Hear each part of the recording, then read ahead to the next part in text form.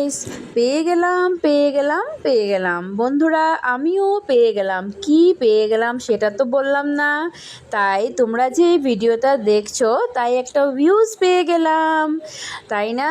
এখন তোমরাও যদি আমার এই ভিডিও থেকে কিছু পেতে চাও তাহলে লাইক কমেন্ট করে যাও। Thank you so much. আজকেও একটা নতুন ভিডিও নিয়ে আসলাম।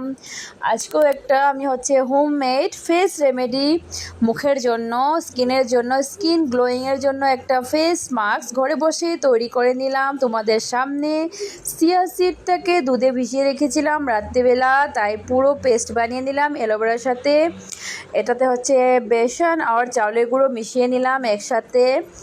এতে করে স্কিনের জন্য খুবই বেনিফিশিয়াল, স্কিনের জন্য খুবই ভালো। একবার লাগিয়ে দেখতে পারো, খুব ভালো, তাই না? যার যার স্কিনের প্রবলেম আছে, স্কিনটা খুব সুন্দর হয়ে যাবে, ব্রাইটনিং আসবে, তাই না? ত্বকে টাইট হবে, খুব ভালো। তাই সবাই একটু একবার ইউজ করে দেখো, তাই না? এটা chia seeds. Thank you so much, সবাইকে অসংখ্য ধন্যবাদ। ভিডিওটা পুরো দেখে একটা গঠনমূলক করে দিও। Thank you so much.